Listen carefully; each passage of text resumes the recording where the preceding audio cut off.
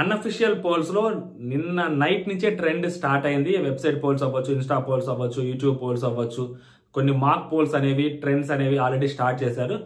And Kalyan కూడా నామినేషన్స్లో ఉన్నాడు. As per the promo మీరు ఏదైతే చూసారో ఆ ప్రోమో, ఆ కాన్సెప్ట్, నామినేషన్కి సంబంధించిన కాన్సెప్ట్, దాంట్లో కళ్యాణ్ లేకపోయి ఉండొచ్చు. But Kalyan end of the day official voting 10:30కి స్టార్ట్ అయింది కదా, అక్కడ కళ్యాణ్ ఉంటాడు. అక్కడి నుంచి ఓకేనా, కంటిన్యూస్గా జరుగుతూ ఉంటుంది.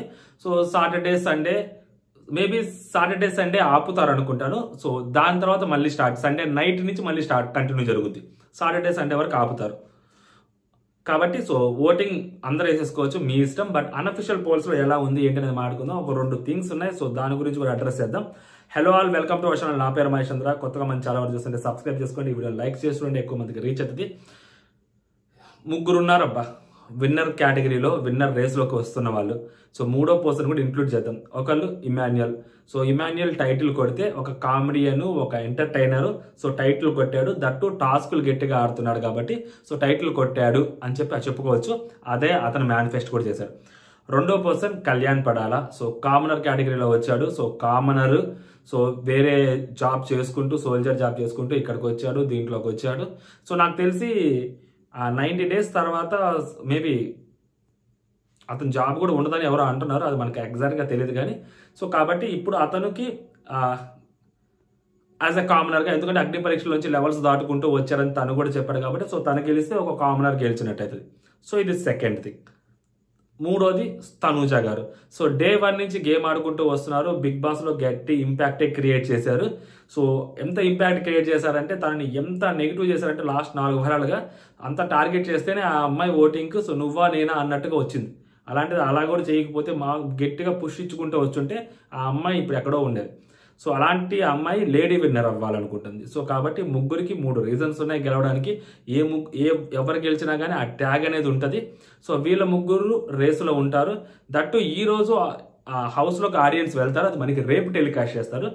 అది హిందీ బిగ్ బాస్లో కూడా చూశాను, మామూలుగా లేదు. ఆ ఫర్హానా బట్, ఆ గౌరవ్ ఖన్నా, సో నిన్న విన్నర్ అయ్యారు గౌరవ్ ఖన్నా. సో సెకండ్ ప్లేస్లో ఫర్హానా భట్ గారు ఉన్నారు. వాళ్ళు వాళ్ళ ఎపిసోడ్ చూశాను. ఆడియన్స్ చాలా మంది కూర్చొని ఉంటారు. వీళ్ళు స్టేజ్ మీద, ఈ అమ్మాయి స్టేజ్ మీద వచ్చి నిలబడి మాట్లాడుద్ది, ఆయన స్టేజ్ మీద వచ్చి నిలబడి మాట్లాడతారు. మామూలుగా లేదయ్యా అసలు. ఆ అమ్మాయి ఒక డైలాగ్ కొట్టుద్ది, అది ఇప్పటికీ మైండ్లో తిరగతా ఉంది. నేను చూశాను ఎపిసోడ్ నిన్న. నిజం ఇదే, సచ్చి సచ్, జూట్ కి జూట్, ఇది నేను, ఓకేనా, నేను ఇలానే ఉంటా, ఇది ఫర్హానా భట్ అంటది అమ్మాయి. మామూలు డైలాగ్ కాదు అసలు అమ్మాయి. సో అంటే డీసెంట్గా మాట్లాడతాడు అతను గౌరవ్ కన్నా, మామూలుగా ఉండదు. సో కాబట్టి వీళ్ళిద్దరికి కూడా ఆడియన్స్ తోటి ఆ ఇంటరాక్షన్ ఉంటుంది. వీళ్ళిద్దరితో పాటు అందరికీ ఉంటుంది కానీ ఇంటరాక్షన్. ఆ ఇంటరాక్షన్ ఉన్నప్పుడు వీళ్ళిద్దరి మీద ఫోకస్ ఎక్కువ ఉంటుంది కాబట్టి సో వీళ్ళిద్దరు ఎలా మాట్లాడతారు ఆడియన్స్తో అనే దాని మీద కూడా విన్నర్ని మనం డిసైడ్ చేయొచ్చు. ఇప్పుడు వాళ్ళు క్వశ్చన్స్, ఇప్పుడు ఫర్ ఎగ్జాంపుల్ ప్రెస్ అక్కడ సినిమా యూనిట్ని అడ్రస్ చేస్తున్నప్పుడు సినిమా యూనిట్ వాళ్ళు ఒకసారి రియాక్ట్ అవుతారు, ఒకసారి రియాక్ట్ అవ్వరు. ఎంత హుందాగా మాట్లాడుతున్నారు అనే దాన్ని బట్టి ఉంటుంది. సో అలాంటిది ఇప్పుడు ఆడియన్స్ చూస్తుంటారు, ఆడియన్స్ ఓట్లు వేస్తుంటారు కాబట్టి వాళ్ళు వచ్చి, ఆడియన్స్ అంటే మనలాంటి వాళ్ళు, మీలాంటి వాళ్ళు, ఓట్లు వేసేవాళ్ళు అందరూ ఉంటారు. సో కాబట్టి మనలాంటి ఒక ఆడియన్స్ని వాళ్ళకి వెళ్ళి రిప్రజెంట్ చేస్తున్నారు కాబట్టి వాళ్ళు క్వశ్చన్స్ అడిగినప్పుడు వాళ్ళు ఏవైనా అడగొచ్చు, గుచ్చేవి అడగొచ్చు, పొగిడేవి అడగొచ్చు. సో పొగడతలు ఎలా తీసుకుంటారు, క్రిటిసిజాన్ని ఎలా తీసుకుంటారు, ఎలా హుందాగా ఆన్సర్ చేస్తారు అనే దాన్ని మీద సో మనం విన్నర్ని కూడా బేస్ చేసుకోవచ్చు. అబ్బా ఈ క్వాలిటీస్ బాగున్నాయిరా, ఈ అమ్మాయి బాగా చెప్పిందిరా, ఆ అబ్బాయి చాలా బాగా మాట్లాడారా, ఈ క్వశ్చన్కి ఎంత బాగా మాట్లాడారా. సో ఇలా కూడా మనం డిసైడ్ చేయొచ్చు అనమాట. సో కొంచెం గట్టిగానే ఉంటుంది అది. హిందీలో అయితే ఒక్కొక్కరికి వెళ్ళారు, మరి ఇక్కడ ఒక్కొక్కరికి వెళ్తారా, సో ఓవరాల్గా కూర్చోబెట్టి ప్రెస్ మీట్ లాగా మాట్లాడతారు అనేది మనకి ఇంకా క్లారిటీ లేదు. సో మేబీ ఒక్కొక్కరికి వెళ్తే ఇంకా చూడడానికి కూడా బాగుంటుంది. అందరు వెళ్తే కలగాపుల్కం బిస్మిల్లా బాత్ లాగా ఉంటుంది అనమాట. సో చూడాలి ఎలా మాట్లాడతారు ఏంటి అనేది. మేబీ ఒక ఎపిసోడ్లోకి ఒక 10 minutes ఇచ్చినా కానీ 7 members ఉన్నారు కాబట్టి ఒక ఎపిసోడ్ లాగేయచ్చు. చూద్దాం ఎంత బాగా మాట్లాడారు ఏంటి అనేది. అండ్ సో టాప్ 7 నిన్న మన ఎవరైతే పెట్టారో ఓటింగ్లో, సో ఆ ఓటింగ్ ఆల్మోస్ట్ అలాగే పడుతుంది. మళ్ళీ చెప్తున్నాను. సో ట్రెండ్స్లో ఎలాగుందంటే, సో ట్రెండ్స్లో ఎలాగుంది, ఒరిజినల్కి ఎలా ఉందంటే, ట్రెండ్స్లో రితు చౌదరి ఎలిమినేట్ అవుతుందని లేదు. ట్రెండ్స్లో సంజన గారి పేరుంది, ట్రెండ్స్లో సుమనన్న పేరుంది. బట్ రితు చౌదరి ఎలిమినేట్ అయిపోయింది బికాస్ ఆఫ్ ఓటింగ్. అఫీషియల్ ఓటింగ్లో సుమనన్నకి ఓటింగ్ పడుతుంది, పడకుండా సుమనన్నను ఉంచరు. మళ్ళీ చెప్తున్నా, సుమనన్న ఉంచరు. పడకుండా. సుమన్ అన్న వాళ్ళకి అనవసరం, అసలు బిగ్ బాస్ కాన్సెప్ట్కి సుమన్ అన్న అనవసరం. సుమన్ అన్న పీకింది కూడా ఏం లేదు హౌస్లో గట్టిగా మాట్లాడుకుంటే. అయినా సుమన్ అన్న ఉంచుతున్నారు అంటే ఓటింగ్ పరంగానే ఉంచుతున్నారు. సుమన్ ఎందుకు ఉంచుతారు? పోనీ సుమన్ అన్నని గట్టిగా ఉంచి ఆయన వల్ల గొడవలు జరుగుతున్నాయి, బట్ ఆడియన్స్ వద్దనుకుంటున్నారు, బట్ ఆయన వల్ల ఇంపాక్ట్ ఉంటుంది అంటే సరే ఉంచారంటే మేనేజ్మెంట్ కోట. సో ఆయనకు ఓటింగ్ పడుతుంది. వాళ్ళు ఎండమోల్ షైన్ వాళ్ళు కానీ లేకుంటే బిగ్ బాస్ టీం కానీ ఓటింగ్కి ఇంపార్టెన్స్ ఇస్తుందని ఇంతకంటే బెటర్ ప్రూఫ్ మన దగ్గర లేదబ్బా ఇంకా. ఓకేనా? సో ఇది వెనకేసుకొస్తున్నారని కాదు కానీ బెటర్ ప్రూఫ్ ఇది క్లియర్గా. అంటే బిగ్ బాస్ టీమ్ ఓటింగ్కి ఇచ్చుద్ది ఆ రెస్పెక్ట్ అని. ఇంకా లాస్ట్లో ఉన్న వాళ్ళకి బిగ్ బాస్ టీం చూసుకుంటుంది. అండ్ దట్టు రితువా సంజన గారు అన్నప్పుడు సో ఎవరు లాస్ట్లో ఉంటే వాళ్ళు ఒక్క ఓటు సంజన గారికి తక్కువ వచ్చినా కానీ సంజన గారినే బయటికి పంపించేవాళ్ళు. బట్ రితుకి తక్కువ పర్సెంటేజ్ ఉంది కాబట్టి 1% తక్కువ ఉంది కాబట్టి రితుకి, సో రితు ఎలిమినేట్ అయిపోయింది. సో ఇప్పుడు అన్అఫిషియల్ పోల్స్లో సంజన గారి పొజిషన్ సుమనన్న లాస్ట్ పొజిషన్లో కనిపిస్తున్నారు. అఫీషియల్ పోల్లో సుమనన్న పొజిషన్ లాస్ట్ వీక్లో చూసుకుంటే సుమనన్న 5th ప్లేస్లో కనిపించాడు. సో ఇప్పుడు అన్అఫిషియల్ పోల్స్లో సుమనన్న లాస్ట్ ప్లేస్లో కనిపిస్తున్నాడు. కాకపోతే ఏంటంటే అఫీషియల్ పోల్స్లో సుమనన్నకి మిస్డ్ కాల్స్ ఓటింగ్ అనేది చాలా గట్టిగా ఓటింగ్ పడుతుందబ్బా సుమనన్నకి. సుమనన్న దగ్గర పిఆర్ టీం ఉంది, అర్థం చేసుకోండి, గట్టిగా ఓటింగ్ పడుతుంది. లేకుంటే ఆ మనిషి ఇంత దూరం నెట్టుకుంటున్నారు. బిగ్ బాస్ టీమే ఆశ్చర్యపోతున్నారు. వీక్ బై వీక్ ఆయన ఓటింగ్ దిమ్మ తిరిగేలాగా పెరుగుతుందంట. అది కనపడట్లేదు సుమనన్న మనకి ఇక్కడ అంతే. ఆడ ఓటింగ్లో సుమనన్న సాలిడ్గానే కనిపిస్తున్నాడు. అది బిగ్ బాస్ టీం అడిగితే తెలుస్తుంది మీకు. కాబట్టి సో సుమనన్న అన్అఫిషియల్ పోల్స్లో సుమనన్న లాస్ట్లో ఉన్నారు. దానికి టాప్ బాటమ్ 2లో సంజన గారు ఉన్నారు. బట్ సంజన గారి ఎఫెక్ట్ చూసాం కదా. సో అంత జరిగిన తర్వాత అంత ఎపిసోడ్ సంజన గారికి ఫేవర్గా జరిగిన తర్వాత లాస్ట్ వీక్ అయినా కూడా సంజన గారు స్టిల్ ఇన్ డేంజర్ జోన్లోకి వెళ్ళి వచ్చారు అంటే మామూలు విషయం కాదు. అండ్ సంజన గారి ప్లానింగ్ చూసారా, రితుని నామినేట్ చేశారు. రితుని నామినేట్ చేసి సో రితుని పెట్టుకున్నారు, తెచ్చుకొని సిచ్యువేషన్ అర్థమైంది కాబట్టి సో రితుని తీసుకొచ్చి పెట్టుకున్నారు. రితు ఎలిమినేషన్ అయిపోయింది. సంజన గారు తెలివిగా గేమ్ ఆడారు అనుకోవాలి ఒక పాయింట్లో. అండ్ సంజన గారికి అఫీషియల్ పోల్లో సో ఓటింగ్ అయితే హాట్స్టార్ ఓటింగ్ ఇప్పుడు పడుతుందా అంటే వన్స్ స్టార్ట్ అయిన తర్వాత ఇమాన్యుయల్ ఓటింగ్ సంజన గారికి యాడ్ అవ్వదు. సంజన గారికి ఓటింగ్ యాడ్ అవ్వకపోతే సంజన గారి సిచ్యువేషన్ ఏంటనేది మనం చూసాం కదా. వన్స్ ఒక్కొక్కసారి యాడ్ అవుతున్నా కానీ సంజన గారి సిచ్యువేషన్ అలాగే కనిపిస్తుంది, యాడ్ అవ్వకపోయినా కానీ సంజన గారి సిచ్యువేషన్ అలాగే కనిపిస్తుంది.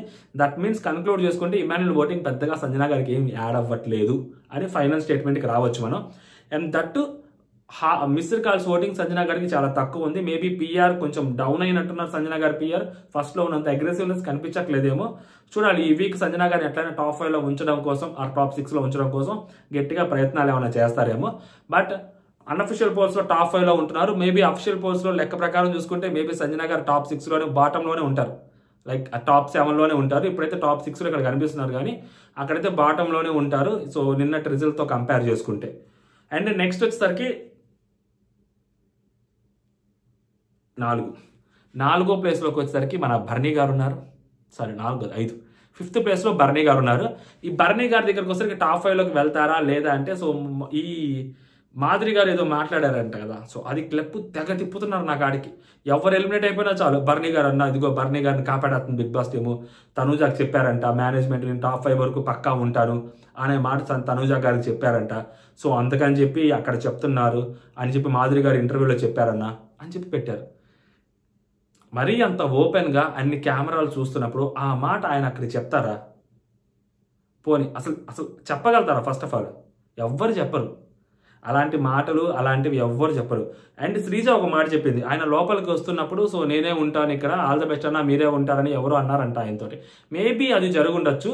అది ఎందుకు జరుగుండొచ్చు అంటే సో యాక్చువల్గా బిగ్ బాస్ టీమ్ ఆయనే లోపలికి పంపించాలని అనుకుంది. ఓకేనా?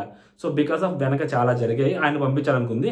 అండ్ శ్రీజ అన్ఫెయిర్ అంటున్నారు కాబట్టి సో శ్రీజాని కూడా లోపలికి పంపించి అలా తంతు కానిద్దాం అనుకుని అలా చేసేసారు. శ్రీజాని బయటకు పంపించేశారు. బర్నీ గారిని లోపల ఉంచడానికి ఫిక్స్ అయ్యారు. ఇది మాత్రం పక్కా నిజము.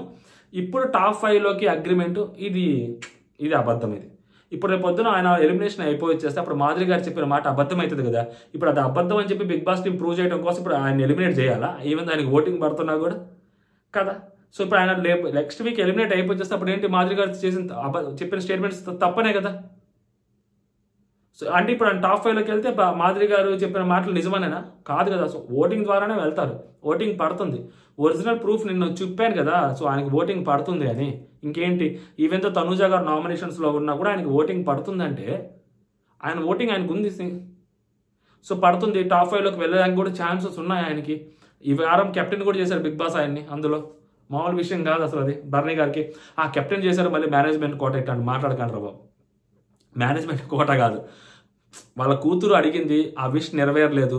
సో 7th సీజన్లో అమర్ కూడా కెప్టెన్ అవ్వలేదు కాబట్టి సో నాకు సార్ కెప్టెన్ చేశారు అక్కడ అమర్ని.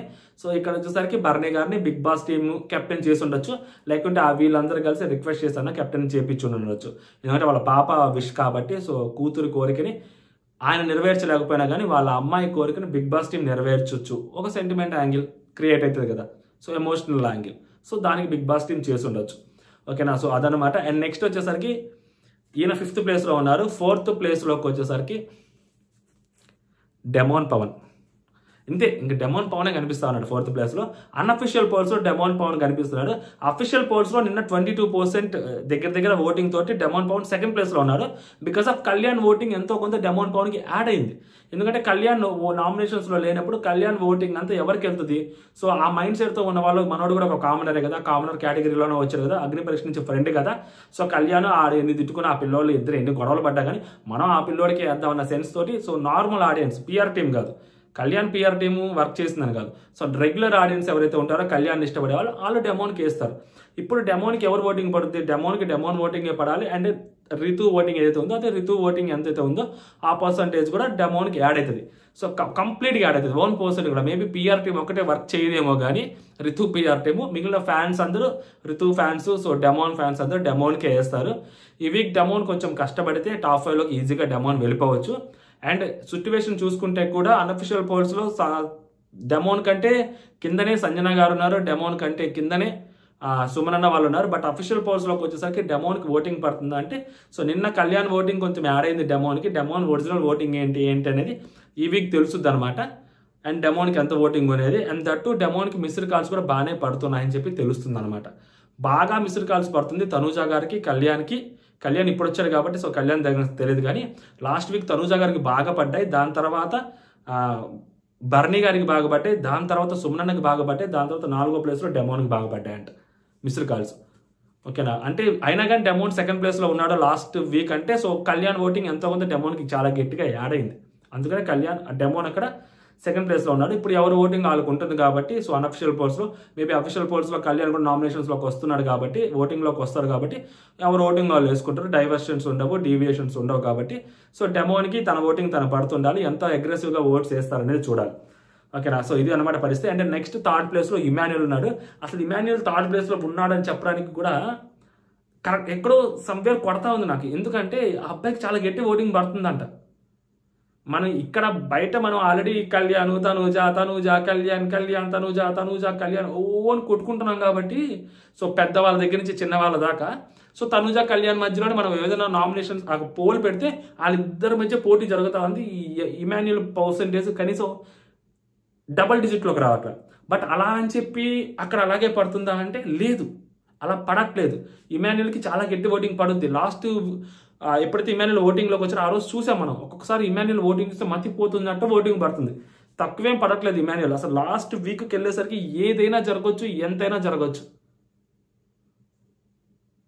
అర్థం చేసుకోండి. అలా పడుతుంది అబ్బాయికి కూడా ఓటింగ్.